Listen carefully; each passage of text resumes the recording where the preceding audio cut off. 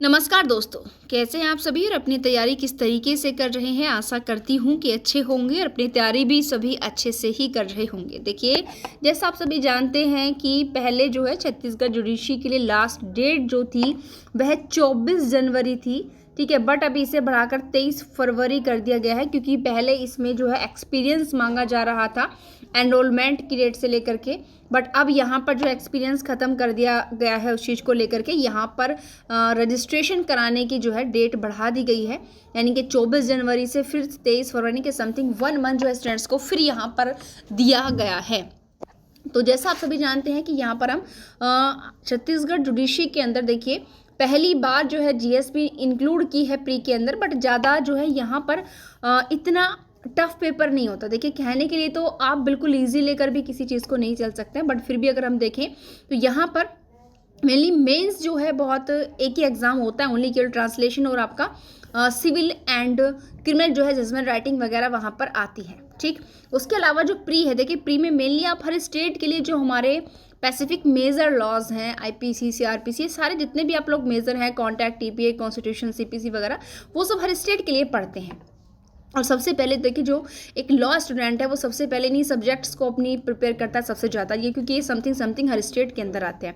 उसके अलावा यहाँ पर कुछ माइनर लॉज भी आते हैं, जैसे कि आपका नेगोशिएबल हो गया, फीस एक्ट हो गया, ये सारी चीज़ें जो है, लिमिटेशन एक्ट हो गया, तो ये भी यहाँ पर जो है प्री में पूछे जाते हैं। और साथ ही साथ यहाँ पर 3 जो है माइनर लोकल जो है 3 ही पूछता है छत्तीसगढ़ अपने केवल प्री में पूछता है। वो यहाँ का एक्साइज एक्ट है, रैंट कंट्रोल एक्ट है और रेवेन्यू एक्ट है, ठीक। तो आप लोग जानते हैं कि प्री की पर्पज से आपका बेर एक्ट बिल्कुल अच्छे से कवर होना चाहिए। तो यहाँ पर हम आपके लिए जो लेकर आए हैं ये वीडियो, ये छत्तीसगढ़ एक्साइज एक्ट की है 1915 की। आज इस वीडियो में हम चैप्टर 3 लेकर आए हैं, जो कि बात करता है आयात, निर्यात और परिवहन की, इम्पोर्ट, एक्सपोर्ट एंड ट्रांसपोर्ट, जो कि सेक्शन 8 से लेकर के आपका दिया हुआ 12 तक। सबसे पहले तो आपको चैप्टर का टाइटल लर्न होना चाहिए कि चैप्टर 3 किससे संबंधित है। तो आयात, निर्यात और परिवहन से, जो कि सेक्शन 8 से लेकर के 12 तक दिया हुआ है। आइए अब देखते हैं कि आखिर यहाँ पर क्या क्या चीज़ें दी हुई हैं। देखिए, हम यहाँ पर मोस्टली ऐसा नहीं आपको बहुत ज़्यादा एक्स्ट्रा कराएंगे, केवल उतना ही यहाँ पर मैं आपको कराऊंगी जितना आपके प्री के पॉइंट ऑफ व्यू से ज़रूरी हो। क्योंकि यहाँ पर जैसे मैंने बताया कि मेंस में नहीं आते हैं, केवल प्री में आते हैं। प्री में अगर आप हमारी वीडियोस अच्छे से देखेंगे तो आप ध्यान रखना, यहाँ से बाहर इनके लोकल लॉस में कोई भी क्वेश्चन आपको नहीं मिलेगा। बट ये कि विश्वास के साथ अगर हम कोई काम करते हैं तभी सफलता मिलती है, अगर विश्वास नहीं हो तो फिर कुछ नहीं हो सकता।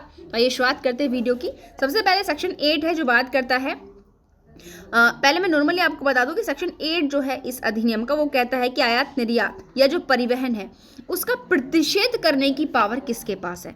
तो देखिए, सीधा सा मतलब सबसे पहले ये है, क्योंकि लोकल लॉज हर स्टेट के अलग अलग हैं, तो यहाँ पर सबसे बड़ी जो गवर्नमेंट संस्था है वो क्या है, सरकार है, राज्य सरकार है। तो सबसे ज़्यादा जो यहाँ पर कोई काम करने की पावर है वो गवर्नमेंट को ही है। तो यहाँ पर जो मादक द्रव्य होते हैं, जो इंटॉक्सिकांट होते हैं, क्योंकि भाई ये एक्साइज एक्ट है जो आपके मादक द्रव्य पदार्थों के उत्पादन, विनिर्माण, उनके यातायात, परिवहन, उन सब के बारे में बात करता है। तो इन चीज़ों के संबंध में जो इनको कंट्रोल करने वाला या इनको रेगुलेट करने वाला जो एक्ट होता है इंटॉक्सिकांट चीज़ों को, वो एक्साइज आबकारी ही होता है, ठीक है।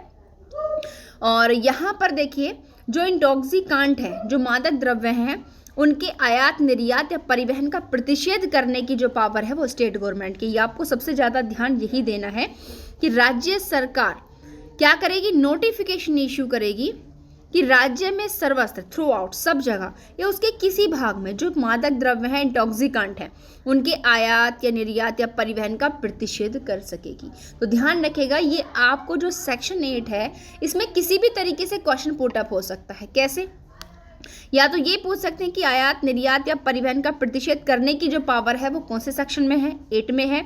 इनको प्रतिषेध करने की पावर किसको है, तो स्टेट गवर्नमेंट को है। इन्हीं 2 तरीके से यहाँ से जो है आपका क्वेश्चन पुटअप हो सकता है। नेक्स्ट आइए बात करते हैं सेक्शन 9 की, जो यहाँ पर देखिए सेक्शन 8 तो प्रोहिबिट कर रहा था, ठीक है। अब यहाँ पर जो सेक्शन 9 है वो रेस्ट्रिक्शन लगा रहा है। कैसे रेस्ट्रिक्शन लगा रहा है कि भाई आप जो है आयात, निर्यात या परिवहन नहीं कर सकेंगे, उस पर रेस्ट्रिक्शन लगा दे। कैसे?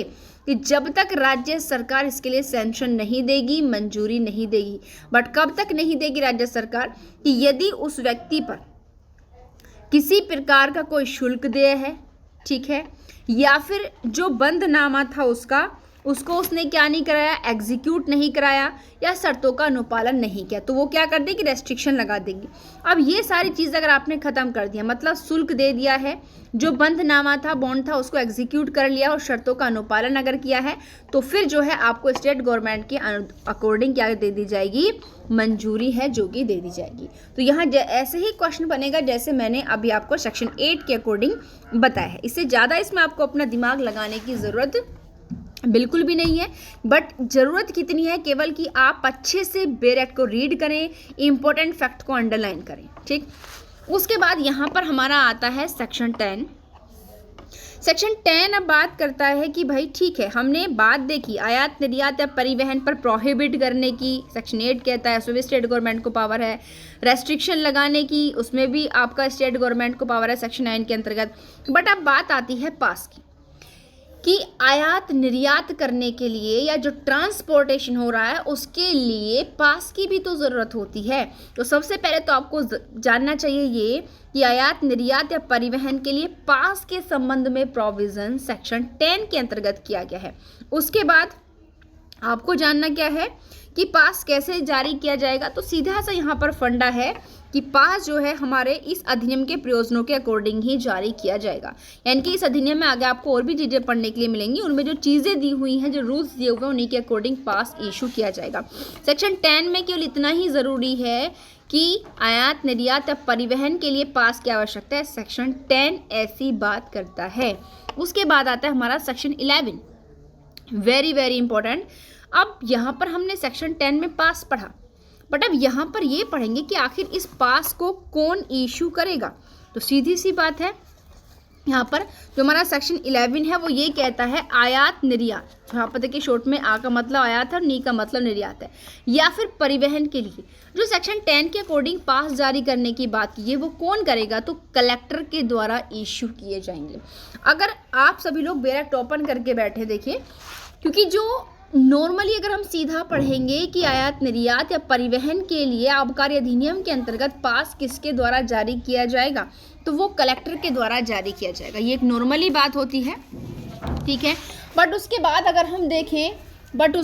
अगर हम यह देखें कि इसका प्रोविज़न है सेक्शन 11 का, उस प्रोविज़न में आप एक चीज़ देखेंगे कि कुछ पदार्थों को इंटॉक्सिकांट में अगर शामिल जो है वो आबकारी आयुक्त करता है, एक्साइज कमिश्नर करता है। यानी कि कुछ चीज़ें जो हैं वो इंटॉक्सिकांट में शामिल नहीं है, बट उनको इंटॉक्सिकांट में जो है एक्साइज कमिश्नर जो है शामिल कर रहा है। तो उन इंटॉक्सिकांट के आयात निर्यात या परिवहन के लिए जो पास मंजूर किया जाएगा, क्या वो कलेक्टर करेगा? नहीं, उस पास को जो मंजूर किया जाएगा वो आबकारी आयुक्त के द्वारा ही किया जाएगा। जैसा आप यहाँ पर ये देख पा रहे हैं प्रोविज़न कि आबकारी आयुक्त द्वारा निर्धारित मादक द्रव्य, तो उनके लिए आबकारी आयुक्त के द्वारा ही पास मंजूर किया जाएगा। ये इसका प्रोविज़न आप सेक्शन 11 का अच्छे से जो है देख लेना, ठीक है। उसके बाद आता है हमारा सेक्शन 12। जैसे मैंने कहा था कि ये जो हमारा चैप्टर 3 है, इसमें आपके 8 से लेकर के 12 तक के जो है सेक्शंस दिए हुए हैं। तो नेक्स्ट है हमारा चैप्टर सेक्शन 12, जिसमें बात यह की गई है कि मानो अगर कोई पास जो है हमारे इस एक्साइज एक्ट के अकॉर्डिंग दिया गया है, ठीक है, तो उसका क्या पर्पस माना जाएगा। तो सीधी सी बात आपको यहाँ पर ध्यान रखनी है कि भारत में किसी भी प्राधिकारी द्वारा मंजूर किया गया पास इधर इस अधिनियम के प्रयोजनों के अधीन समझा जाएगा। क्योंकि यहाँ पर हम बात पास की कर रहे हैं, तो इसमें इसके कहने का मतलब ये है कि मानो अगर कोई पास ऐसा है, जैसे अभी हमने यहाँ पर 2 चीज़ें देखी सेक्शन किसके 11 के अंदर, बट यहाँ पर ये बताता है कि अगर पास जो है भारत में रहने वाले किसी अदर अथॉरिटी के द्वारा सैंक्शन किया गया है, तो क्या माना जाएगा कि वो इस अधिनियम के प्रयोजनों के अधीन पास किया गया, ऐसा समझा जाएगा। ये कहता है सेक्शन 12। तो यहाँ पर ध्यान रखिएगा, चैप्टर 3 के अंतर्गत सेक्शन 8 से 12 तक की चीज़ों के बारे में ध्यान रखना है। दूसरा यहाँ पर सबसे ज़्यादा इंपॉर्टेंट चीज़ें जो आपके लिए सेक्शन 11 में कि कौन इशू करेगा पास के संबंध में प्रावधान, सेक्शन आपके 10 में सबसे ज़्यादा जो यहाँ पर आपके क्वेश्चन पुटअप होने की ज़्यादा संभावनाएं हैं वो सेक्शन 10 11 से है, लेकिन कभी कभी कुछ एक्स्ट्रा से भी आपके क्वेश्चन पुटअप हो जाते हैं, तो इसलिए आप यहाँ से इन चीज़ों को केवल अच्छे से देख लेना, ठीक है। तो आई होप ये जो हम चैप्टर 3 जो है एक्साइज एक्ट का अच्छे से आप सभी को क्लियर हो गया होगा। इसके अलावा यदि आप चाहते हैं कि एक्साइज एक्ट की नेक्स्ट वीडियो आप तक पहुंचे तो उसके लिए आपको हमारे चैनल को करना होगा सब्सक्राइब, तभी हमारे वीडियो का नोटिफिकेशन आप तक पहुंच पाएगा। प्लीज़ वीडियो को ज़्यादा से ज़्यादा शेयर करें और कमेंट करना बिल्कुल ना भूलें। धन्यवाद।